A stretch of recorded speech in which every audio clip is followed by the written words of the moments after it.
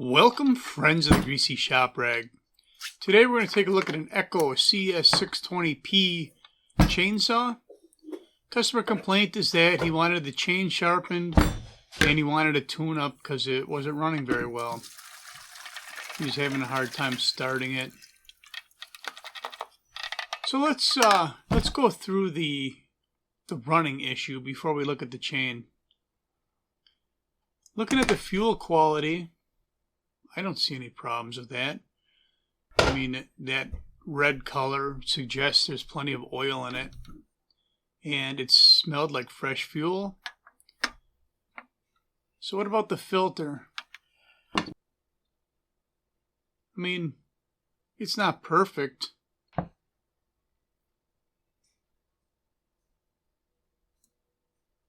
Just trying to salvage that retaining ring there on the hose.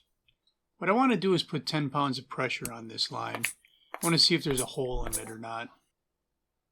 So I pump it up to 10, and if it holds, and it does, that means that there's no hole in the fuel line and the carburetor is tight, at least up to the needle. Let's just put that to the side for now. We can come back to the fuel later. Alright, the next thing I like to do is look underneath the hood. The air filter is, let's just say it's ready for service. It's not trashed, but it's not that great. It could be cleaned out. Looks like a little bit of dirt might have got through it, actually. Maybe it is ready to be changed.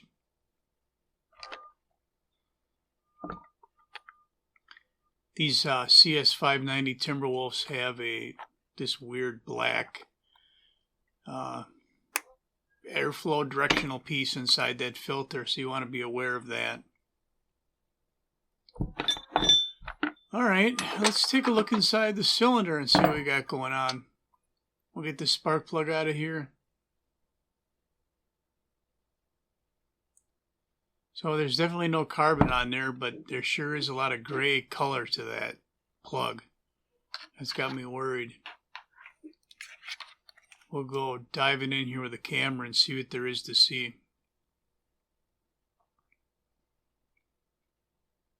Get that piston down to the bottom of the stroke. A little bit of carbon on top of the piston, no big deal. What's all that? Oh boy. So this thing has got some pretty heavy scoring on the exhaust side of the piston.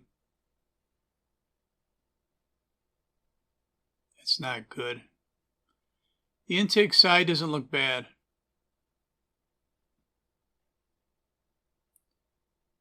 Kind of looks like he cooked it, doesn't it? Pretty bad. Well, this saw's not underneath warranty yet. But don't be that guy that just yanks the cylinder off so you can get a better look at it. We're going to want to pressure test and vacuum test this first and see if we can figure out why that cylinder is scored. Two screws hold the air filter base in place. It also holds the carburetor in place. A lot of fines underneath here. Disconnecting the choke from the front of the chassis there.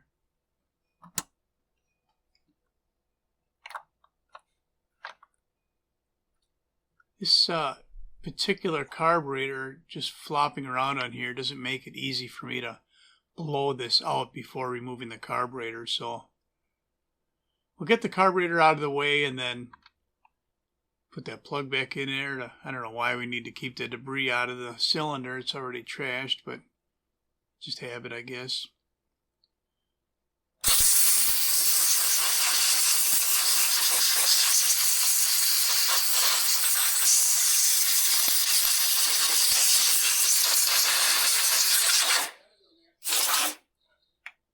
because I'm going to pressure test this thing, I want the area clean for working.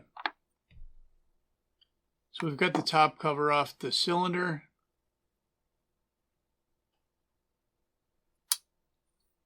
There's our decompression button. We're going to loosen up the muffler.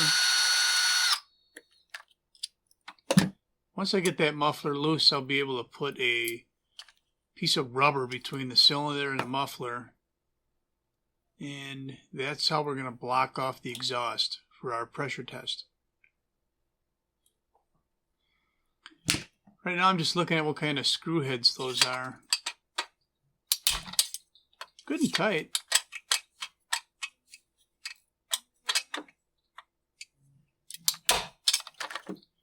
So besides the muffler, we're going to have to block off the carburetor intake as well.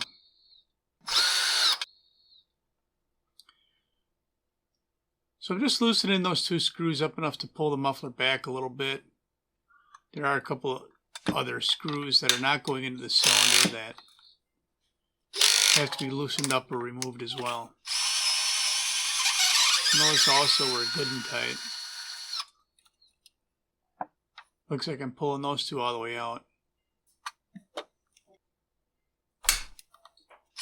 Yeah, they were pretty tight.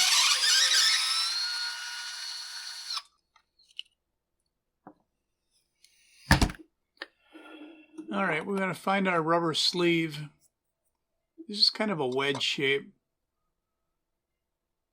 When you're doing this, sometimes the wedge can be a little too long and actually hitting the bottom of the wedge can be hitting the top of the crankcase before it fills the width of the exhaust port. So sometimes you have to either fold it underneath the muffler or get a wider wedge. And that was the case here. The first wedge I grabbed was too narrow.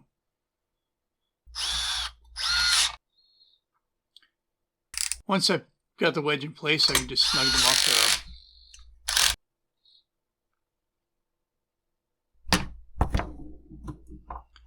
Alright, now we got to block the intake side. Looks like I'm going to put my adapter in a spark plug hole first. This is the adapter I'm going to use to connect my pressure vacuum pump to. So I don't have an Echo specific adapter to put on the intake, but what I do have is a carburetor that looks a lot like the one I took off, just a regular cube carb. And I filled it with silicone. So I can just bolt it in place and it'll block the intake hole, and if there's an impulse line, it'll block that. And you know, you can do this if you've got some old carburetors laying around, and it makes it pretty quick and easy to just unbolt the original carb and bolt a dummy carb on there that's plugged up. In this case, I'm going to have to use some spacers to take up the difference in the air filter base and put the screws in from the right end.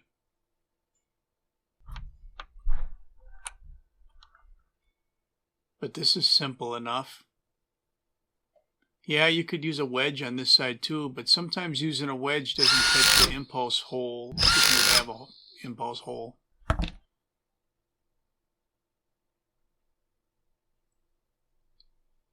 Alright, and there I am plugging our impulse hole because it's not in the intake. So we're sealed up now. We're going to do a pressure and vacuum test and see if this thing leaks.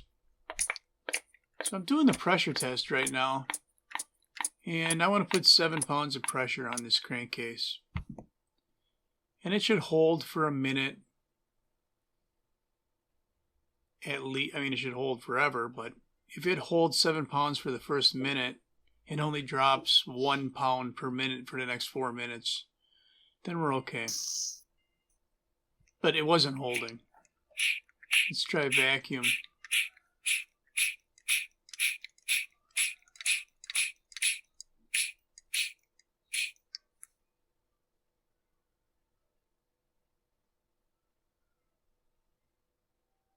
Is it holding? It's definitely leaking. We're going to try pressure again.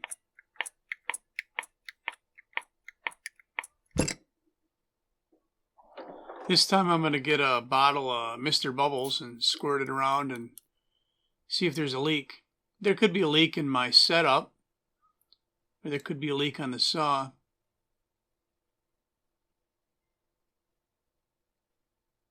You know, other places that might be leaking would be the cylinder base gasket or the crank seals.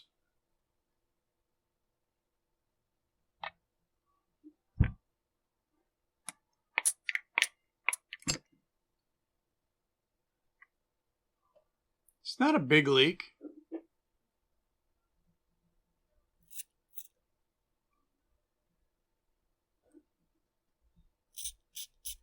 I think we're going to find the leak at the decompression button. Here I'm squirting around the muffler yet.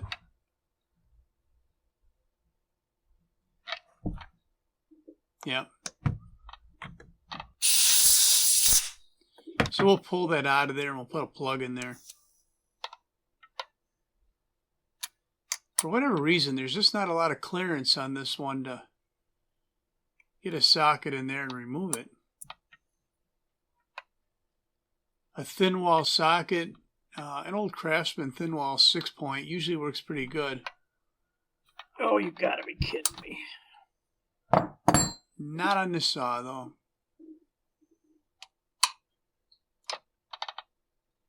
No, we break it loose with a wrench. I mean, there's enough room to get in there. I don't know why that socket didn't work.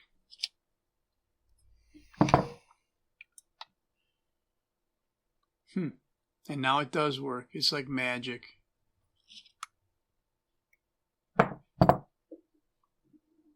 The actual button on that decomp might have been too bulky. So I found something in the drawer that has the right threads. We can screw it in there and plug this up. I think what it is part of a tool used for removing flywheels.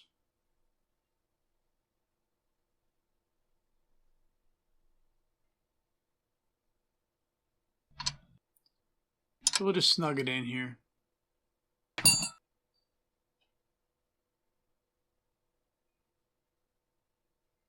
With the right size wrench. All right, let's try our test again. Pumping it up to 7 pounds of pressure, or half a bar.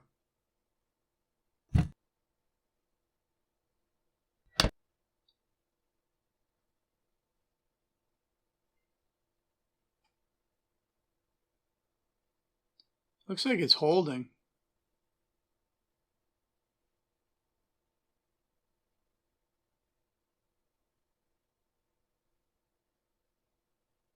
Yeah, I'd say it's holding. How about vacuum?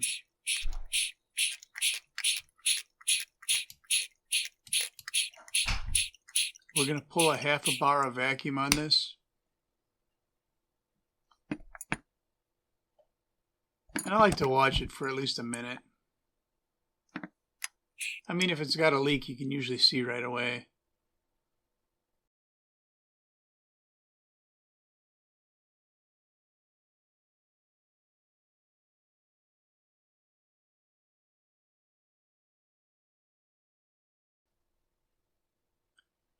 So it looks like it's holding vacuum.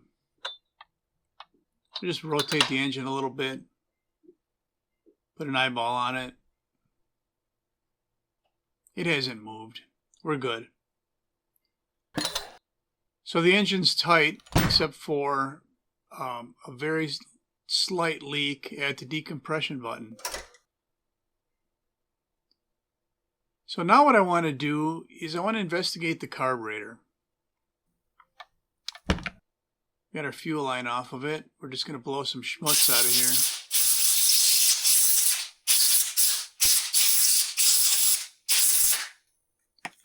So the first thing I notice about this carburetor is there's no limiter caps.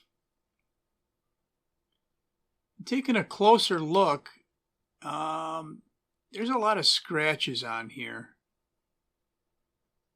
Someone's been making carburetor adjustments. Now, I don't know if that was in reaction to a poor running saw or if it was an attempt to get more power out of a saw.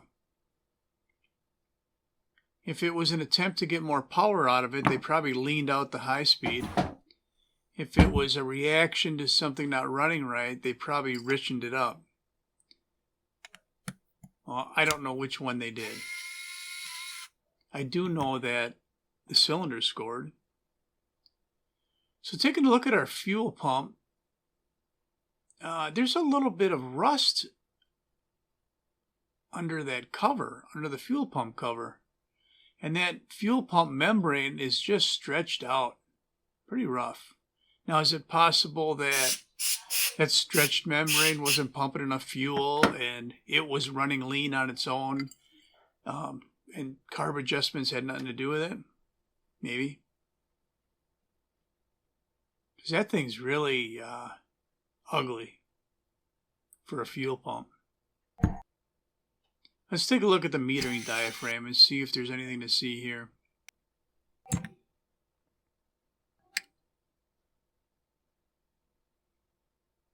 It looks good underneath there. The metering diaphragm itself is pliable. I don't think that had anything to do with the issue. The metering lever height looks good. You know, the only thing we really found bad was the stretched out fuel pump membrane. Even the micro screen in there looked decent. So now our clues are what? Possible carburetor issues or possible monkey business with the high-speed jet.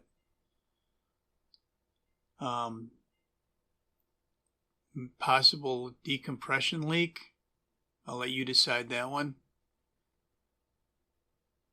And a dull chain, possibly just horsing on it and over revving the engine and cooking it. Which one do you think happened?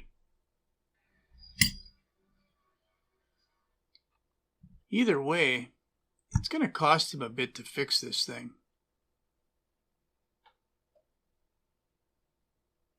Kind of deciding what my next step should be, and I've decided that I'm just going to start tallying up how much it would cost to fix this.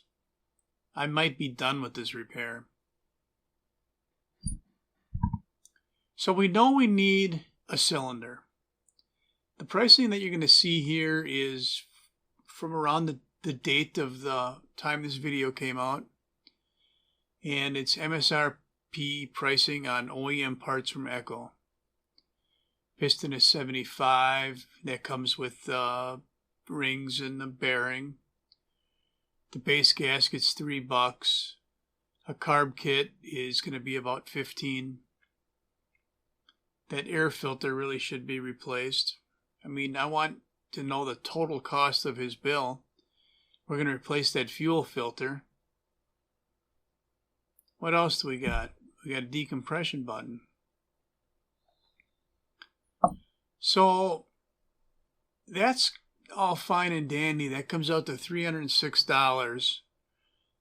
But that doesn't include any labor yet. And that labor rate's going to vary depending on where you are in your area. So a new saw is about $500. And repairing this is going to be over $400, let's say that. Well, a new saw is going to have a warranty. The old saw won't, and you're almost at new saw pricing. So having a dealer repair this saw probably isn't practical. If you plan on buying the exact same saw and keeping this saw for parts, that's not a bad plan. Otherwise, a lot of you guys are out there. I know a lot of the viewers of this channel are, what I want to say, they're either mechanics working at shops or independently, or enthusiasts that work at home.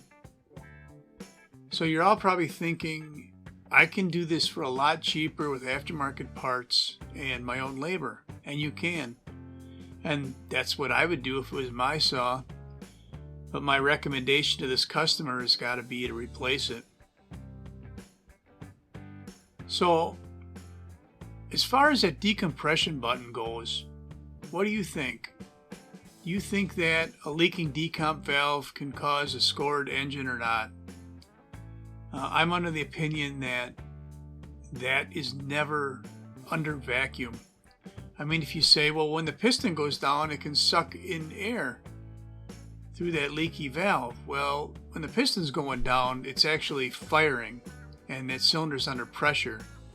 So you're not sucking anything in past that valve. And when the piston's going up, that combustion chamber is under pressure, and you're pushing air out the valve. So unless there's some weird little bit of vacuum at some overlap point, I don't believe there's any reason that a decomp valve could cause any kind of scoring or failure. Although, on a number of occasions, I've made warranty claims with some manufacturers for a situation just like this and a faulty decomp valve, and they've honored it. So let me know down in the comments what you think about a faulty decomp resulting in a scored cylinder.